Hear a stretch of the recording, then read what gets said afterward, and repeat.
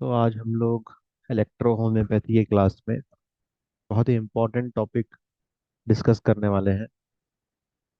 वो है prescription writing. ठीक है, ये बहुत इम्पोर्टेंट है।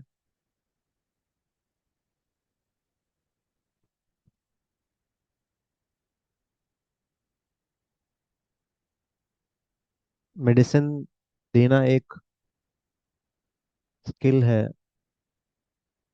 तो प्रिस्क्रिप्शन लिखना भी एक स्किल है। ठीक है, तो स्किल्स में दो चीज़ें हैं। एक है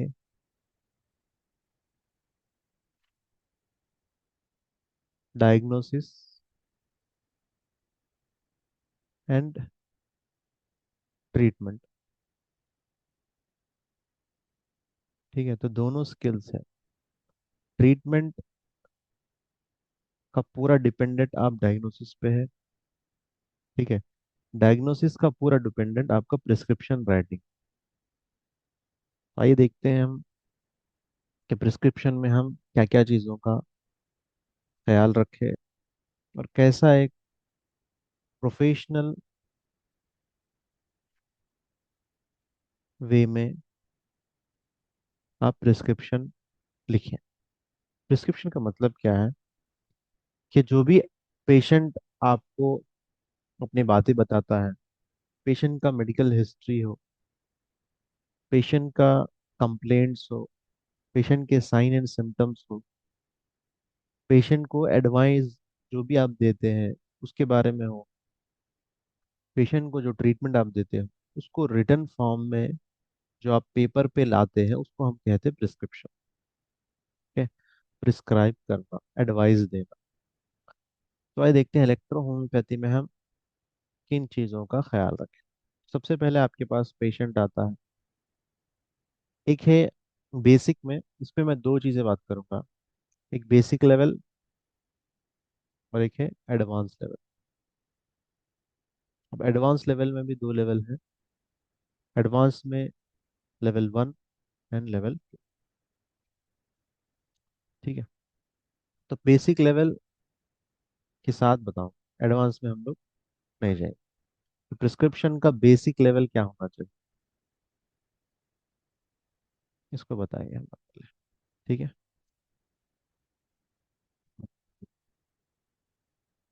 तो प्रिस्क्रिप्शन में बेसिक लेवल से स्टार्ट करेंगे। नंबर 1 है पेशेंट का आप डिटेल्स, वेरी इंपॉर्टेंट। पेशेंट का डिटेल्स वेरी वेरी इंपॉर्टेंट। तो डिटेल्स में क्या क्या चीजें आएंगी? फर्स्ट है नेम। ठीक है, उसके बाद है एज, उसके बाद है जेंडर, उसके बाद है डेट। ठीक है, उसके बाद एड्रेस पेशेंट का,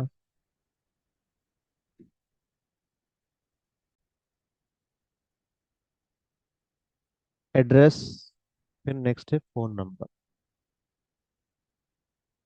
अब ये चाहे आप लिखिए या फिर रिसेप्शन में कोई रहते हैं उनको कहिए करने के लिए, ये आपके टीम के ऊपर डिपेंड। आपके पास मेंबर्स है तो मेंबर्स पर रिसेप्शन पे रखा कर उनसे लिखने लगाइए। Name, age, sex, date, address, phone number. और या फिर आप खुद लिखना चाहे तो लिख सकते हैं। नंबर 1 डिटेल्स हो। नंबर 2 में आते हैं आपको पेशेंट का वाइटल्स चेकअप। नंबर 2 में क्या आते हैं? Vitals checkup. तो नंबर 1 में आपका डिटेल्स हो गया, नंबर 2 में वाइटल चेकअप। वाइटल्स मतलब जो इम्पोर्टेंट बॉडी की, जो रेगुलर हर हॉस्पिटल में चेक किया जाता है, अगर हम भी उसको चेक करें तो बहुत अच्छा है। बीपी है, पल्स रेट है, टेम्परेचर है। अगर टेम्परेचर फीवर है तो जब चेक करिए। रेस्पिरेटरी रेट है, ये भी जब भी काम आएगा। किसी को सांस लेने में दिक्कत है तो उस वक्त रेस्पिरेट रेट बहुत इंपॉर्टेंट है। और SpO2 ये भी जब ही काम आएगा। ठीक है, लास्ट है वेट। वेट बहुत इंपॉर्टेंट है। ठीक है, तो नंबर वन है बीपी, नंबर टू है पल्स रेट, नंबर थ्री है टेम्परेचर, नंबर फोर है रेस्पिरेट रेट, नंबर फाइव है एसपीओ2, नंबर सिक्स है वेट। सो पेशेंट का वेट, ये सब चीज़ें आपको चेक करना ज़रूरी है। ये हो गए नंबर।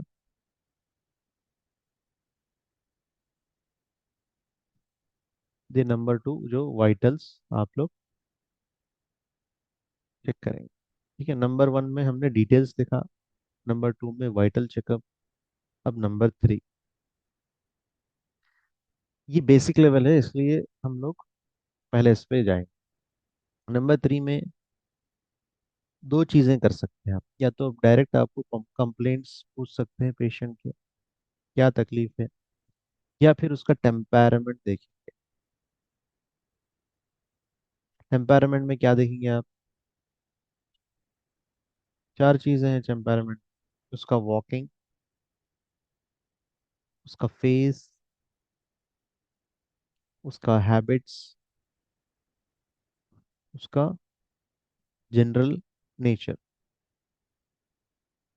तो ये चार चीज़ों को आप देखेंगे टेम्पैरामेंट। ठीक है, टेम्पैरामेंट देखने के बाद फिर कंप्लेंट्स आप क्या करिए, नोट डाउन करिए।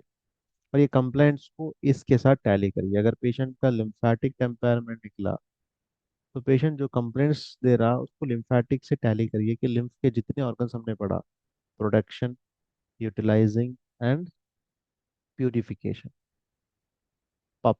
ठीक है, लिम्फ का पप आप कंप्लेंट से जोड़िए, इसमें कौन सा ऑर्गन्स इससे कैलकुलेट हो रहा। अगर उसका सेंगवाइन है तो सेंगवाइन का भी सेम देखिए, मिक्सड में है तो फिर आपको रिलेट करना पड़ेगा। ठीक है, तो ये थर्ड स्टेप है, कंप्लेंट्स प्लस टेम्पर। ठीक है, थर्ड स्टेप। तो पहला स्टेप था हमारा डिटेल्स, सेकेंड स्टेप था वाइटल चेकअप, थर्ड था कंप्लेंट्स एंड टेम्पर। ठीक है, यहाँ तक हो गया। आपके पास बहुत इंफॉर्मेशन आपका पेशेंट का आ गया। नेक्स्ट उसका है, आप हिस्ट्री लीजिए। बीपी है क्या? Fourth step.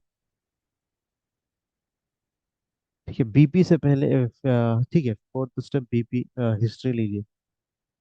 बीपी है क्या? बीपी है तो कब से है, 2 इयर्स से है? फिर कौन सा टैबलेट वो खा रहा है? एग्जाम्पल, टेल्मा 40 खा रहा है, कॉमन कब खा रहा है, कितने साल से खा रहा है, सब इंफॉर्मेशन होना चाहिए फर्स्ट टाइम आपके पास पेशेंट जब भी आए। शुगर है, सिंस 4 इयर्स, कौन सा टैबलेट खा रहा है, क्या इंसुलिन ले रहा है, तो इंसुलिन ले रहा है तो कौन सा इंसुलिन ले रहा है, कितने यूनिट्स लेता है सुबह शाम। ठीक है, ये सब इंफॉर्मेशन। थायराइड है, ये कब से है, हाइपोथायराइड है, ये कब से है, तो इन्फॉर्मेशन आएगा। तो आपको ये ओल्ड हिस्ट्री भी आपको आपके उसका टेम्परामेंट के रिलेटेड में लेके जाएगी।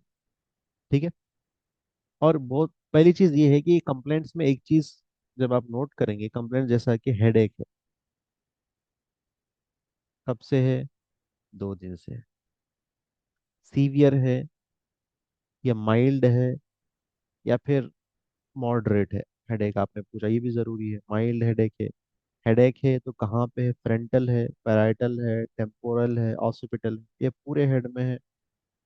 ठीक है, हेडेक के साथ और क्या सिम्टम्स है, चक्कर आ रही, डिजीनेस, ठीक है, या वॉमिटिंग सेंसेशन है, या क्या हेडेक पहली मर्तबा हुआ, इससे पहले भी हुआ था क्या, हुआ तो कब से हो रहा है, स्टार्ट कब से हुआ, यानी अ, आज मान लीजिए 10 तारीख को पहले बार हेडेक हुआ, इससे पहले 4 महीने पहले मुझे हेडेक हुआ।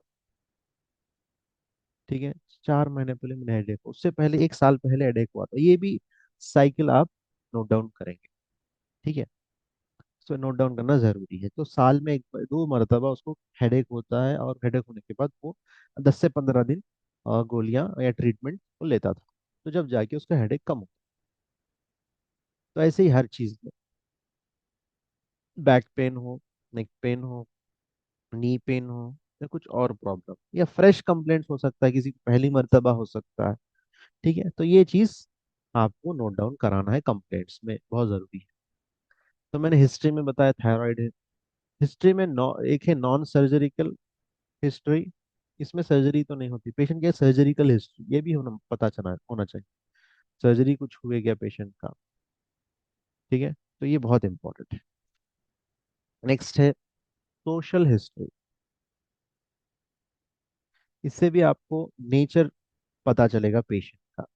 इसमें आप पूछेंगे कि आपको कुछ हैबिट्स है क्या।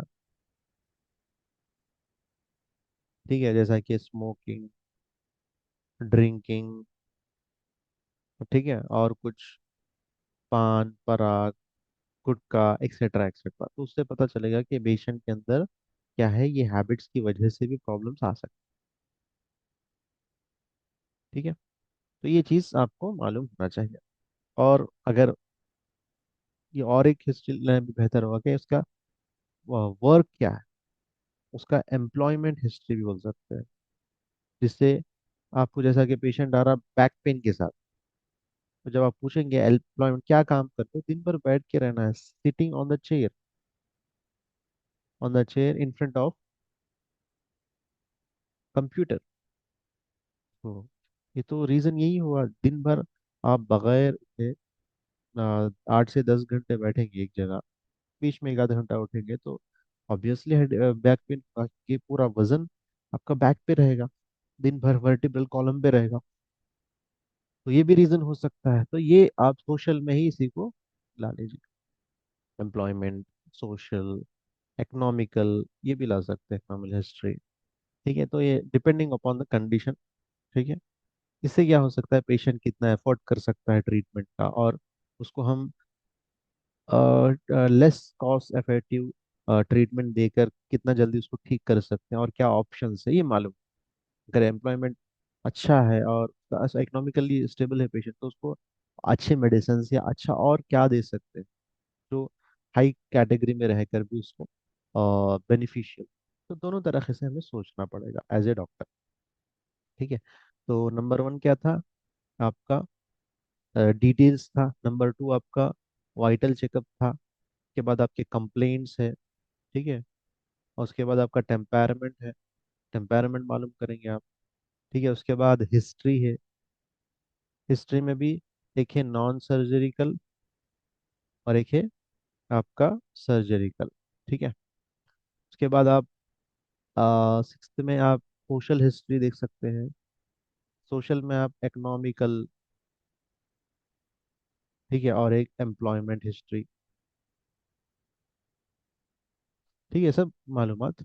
अब इसके बाद फैमिली हिस्ट्री पूछ सकते हैं आप। कुछ बीमारियां ऐसे हैं फैमिली से रिलेटेड होते हैं, जैसे खुद मैंने आपको बताया, शुगर है, बीपी है, हेरिडिटरी हो सकते हैं। तो ये भी आप जानकारी आपके लिए ज़रूरी है, कि उसके रिलेटेड आप ट्रीटमेंट दे सकते हैं। तो ये आपको बहुत डिटेल में ये सब चीज़ें जानना होगा, और पेशेंट से इंफॉर्मेशन लेना होगा, ताकि डीप लेवल में आप वो डिसीज के लेवल तक पहुंच सके। ठीक है, तो ये फैमिली हिस्ट्री भी होगा। अब आइए बात कुछ एग्जामिनेशन। अब 8 नंबर पे है एग्जामिनेशन। इतना सब पूछने के बाद आप एग्जामिन करेंगे।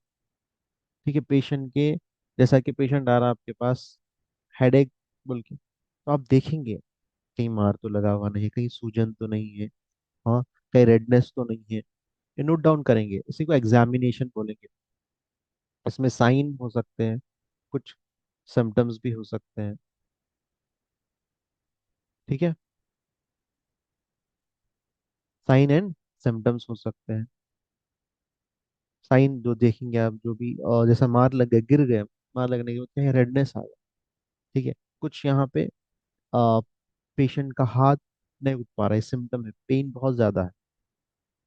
ठीक है, एग्जामिनेशन कैसा करेंगे, उसको बोलेंगे फोल्ड करिए, इसको उठाइए, हाथ तो आप गर्दन को नीचे करिए, पेन कब हो रहा है, गर्दन उठाने पर या रखने पर, पूरा मूव करिए आप नेक। नी जॉइंट्स को एग्जामिन करेंगे, आप पेट में दर्द है तो पेट पे एग्जामिन करेंगे, आप दबा के देखिए पेशेंट, पाल्पिटेशन, हाँ, ये सब करेंगे। ठीक है, एग्जामिन करेंगे, एग्जामिन में बहुत इंपॉर्टेंट है। एग्जामिनेशन हर सिस्टम का अलग अलग होता है, सिस्टमेटिक एग्जामिनेशन होता है कि एग्जामिनेशन होता है, तो आपको सिस्टमेटिक एग्जामिनेशन सीखना पड़ेगा। ठीक है, सिस्टमेटिक एग्जामिनेशन क्या है, सीखना पड़ेगा, ताकि उसके जड़ तक पहुंच सके, रीजन तक मालूम कर सके। जैसे पैरालिसिस का कोई पेशेंट आया, आपको जरूरी है कि उसका पावर मालूम करें, उसका वॉक टॉकिंग देखें, उसका जीसीएस चेक करें, जरूरी है। तो एग्जामिनेशन बहुत इंपॉर्टेंट है। तो फैमिली हिस्ट्री के बाद 8 नंबर का क्या है, एग्जामिनेशन, बहुत इंपॉर्टेंट। अब एग्जामिनेशन के बाद आता है ट्रीट।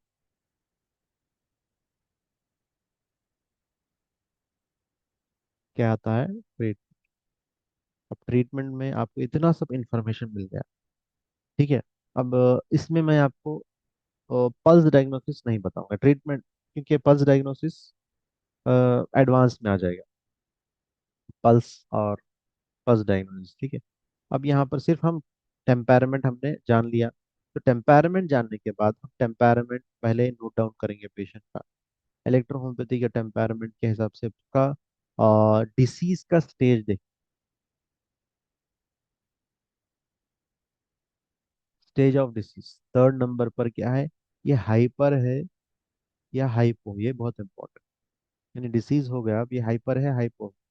और 4th नंबर पर ये पेशेंट का जो डिसीज है, एक ही जगह है या फैल गया, जनरल है या लोकल है। ठीक है, फिर 5th नंबर पर रेमेडी, और 6th नंबर पर डोज। ये बहुत, डोज एंड डाइल्यूशन, पहले डाइल्यूशन आएगा उसका डोज। तो स्टेजेस ऑफ डिसीज से आप डाइल्यूशन का पता चल सकता है। जैसा कि टेम्पैरामेंट उसका मिल गया लिम्फेटिक, आपने देखा टेम्पैरामेंट लिम्फेटिक मिला, कंप्लेंट्स भी उसी रिलेटेड है, हिस्ट्री भी उसी रिलेटेड है, सब चीजें मिल गई, लिम्फेटिक कंफर्म हो गया। स्टेज ऑफ डिसीज एक्यूट है, सब एक्यूट है, क्रॉनिक है। आपने समझा, सब एक्यूट है, एक्यूट है आपके पास, सॉरी, हेडेक के साथ आया पेशेंट, हेड एक्यूट है। ठीक है, लेकिन पिछली मरतबा कई मरतबा हुआ है क्रॉनिक है, लेकिन क्रॉनिक में एक्यूट स्टेज, हाइपर है या हाइपो है। आपने वाइटल्स देखा तो वाइटल्स क्या है, सब बढ़ के है, यानी बीपी भी बढ़ा हुआ है, पल्स रेट भी बढ़ा हुआ है, सब बढ़ा, तो हाइपर में चलेगा। ये पेन उसको हाइपर मोड की वजह से हो रहा है। तो हाइपर में क्या करेंगे, हम डोज जो है डाइल्यूट करके देंगे, डोज को क्या देंगे, हाइयर डाइल्यूशन, हाइयर डोज देंगे, sorry, light, higher higher higher dose देंगे, यानी वाटर में देंगे, आप इसको डिजोल्व करके देंगे। अब ये जनरल है लोकल है, आपको पेशेंट जैसा कि हेडेक है, ये लोकल एरिया में ही है। ये लोकल से जनरल कैसा होगा, हेडेक के साथ अगर उसको बॉडी में कोई पेन हो रहा और पैरालिसिस का आ गया अटैक, तो ये क्या हो गया, हम ब्रेन से हैंड तक ये पेशेंट का प्रॉब्लम बढ़ गया। तो इसको क्या करेंगे, हम लोकल में ला, जनरल में ला लेंगे, क्योंकि हेडेक है, ये लोकल में है। तो ये हमें मालूम हो गया अब कि हाइयर डोज में देना है, वाटर को बढ़ाना है। जैसा कि हमारे पास स्टैंडर्ड डोज क्या है, हाफ कप वाटर में, हाइयर डोज में क्या करेंगे, अब 1 ग्लास वाटर। ठीक है, 1 ग्लास वाटर में, अब ये क्या है, D6 बनाना है हमें, मालूम हो गया D6 है। ठीक है, और एडल्ट है, ठीक है, एडल्ट है तो 15 ड्रॉप्स लेंगे, 15 ड्रॉप्स इन 1 ग्लास वाटर। तो अब क्या करेंगे, थोड़ा थोड़ा थोड़ा करके हम इस मेडिसिन को, इस रेमेडी को पिलाएंगे। जैसा कि मिजान के तौर पर समझिए, हमने लिम्फेटिक का देख लिया, तो S1 ले लिया, S1 के साथ, क्योंकि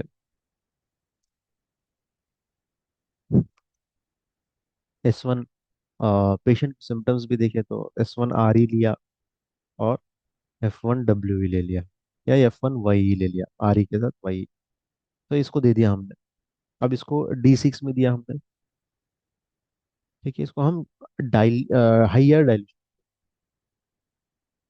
हायर डोज में, sorry not dilution, higher dose में देंगे। तो ये आपका बन गया आपका ट्रीटमेंट। और ये आपका प्रिस्क्रिप्शन पूरा हमने लिखा। नंबर 1 से हमने देखा, डिटेल्स है, वाइटल चेकअप है, कंप्लेंट्स है, टेम्परामेंट है, फिर आप हिस्ट्री है पूरी, हिस्ट्री में social history, economical history, employment history है, फैमिली हिस्ट्री है, एग्जामिनेशन है एंड ट्रीटमेंट है आखिरी। तो ये आपका बन गया अच्छा सा प्रिस्क्रिप्शन। इसके बाद पेशेंट है। अब देखिए कुछ चीजें ऐसे हैं, डूस डोंट्स, ये जरूरी है पेशेंट के लिए, आपका बोलना जरूरी है। इसमें हम लोग, हाँ, एक चीज हिस्ट्री में ही बताऊंगा मैं, या फिर यूं कहिए ये चीजें जरूरी है पेशेंट के लिए। ठीक है, कुछ चीजें इसका पूछना जरूरी है, जैसा कि स्लीप, मैं भूल गया था, स्लीप का पूछना जरूरी है, स्टूल का पूछना जरूरी है, यूरिनेशन का पूछना जरूरी है, और वाटर इनटेक का पूछना जरूरी है, एपिटाइट का पूछना जरूरी है। ठीक है, ये 5 चीजों का पेशेंट से सवाल करना जरूरी है। ये आप सवाल करेंगे, अगरचे पेशेंट कंप्लेंट करे या ना करे, क्योंकि ये डिसीजेस से डायरेक्ट भी रिलेट हो सकते हैं, इनडायरेक्ट भी रिलेट हो सकते हैं। जैसा कि स्लीप अगर किसी की अच्छी नहीं हुई तो ऑब्वियसली पेन हो सकता है, हेडेक। स्टूल सही नहीं पास करेगा तो बॉडी के अंदर टॉक्सिन्स रहेंगे, उससे डिसीज होंगे, तो इनडायरेक्टली ये इन्वॉल्व हुआ। यूरिन सही नहीं आएगा, यूरिनेशन सही नहीं आएगा, तो जो भी वेस्ट प्रोडक्ट्स है सब बॉडी में रहेंगे, उससे टॉक्सिन्स होंगे। वाटर सही नहीं पिएगा या ज्यादा पिएगा तो न्यूट्रिशंस भी निकल जाएंगे यूरिन के साथ। अगर कम पिएगा तो एलिमिनेशन ऑफ टॉक्सिन्स नहीं हो पाएंगे, तो मिनिमम अमाउंट पीना है। एपिटाइट, भूख ही नहीं है पेशेंट को, तो उसको न्यूट्रिशंस कहाँ मिलेंगे, कब खाएगा कब? जब नहीं खाएगा तो न्यूट्रिशंस नहीं मिलेंगे, न्यूट्रिशंस नहीं मिलेंगे तो वो ऑर्गन जो है हाइपो फंक्शन में चले जाएगा, उसका फंक्शन सही नहीं होगा। अगर एपिटाइट अच्छा है और रॉन्ग डाइट है तो भी प्रॉब्लम। तो दोनों तरफ से सोना है, स्लीप ज्यादा है या कम है। देखिए इसको मैं थोड़ा एलाबोरेट कर देता हूँ और, ठीक है।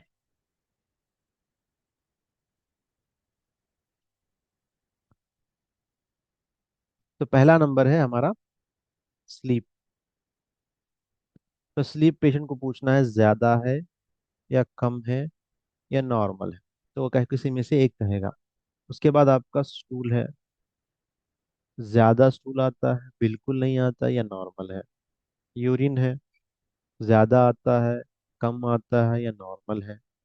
ठीक है, उसके बाद आपका वाटर इनटेक है, ज्यादा है वाटर इनटेक, या कम है, या बिल्कुल नॉर्मल है।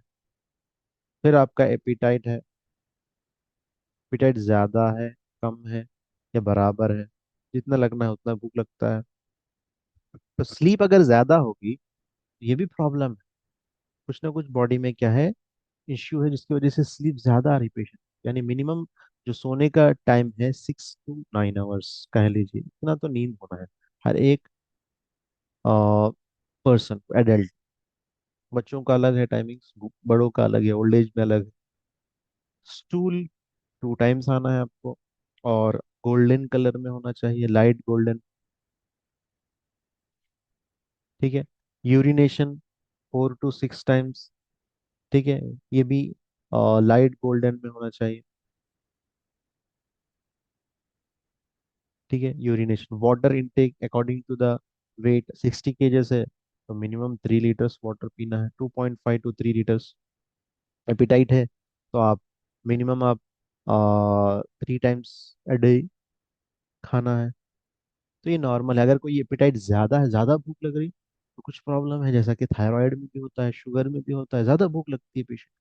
वाटर इनटेक ज्यादा है, प्यास ज्यादा लग रही, बॉडी में हीट है, मेटाबॉलिज्म ज्यादा हो रहा है, जिसकी वजह से हीट प्रोड्यूस हो रहा है, जिसकी वजह से उसको प्यास लग रही।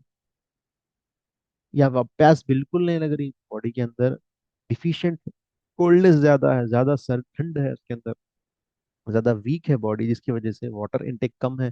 यूरिनेशन ज्यादा है तो हाइपर एक्टिव है, यूरिनरी ब्लैडर की या किडनी की या उन ऑर्गन्स की।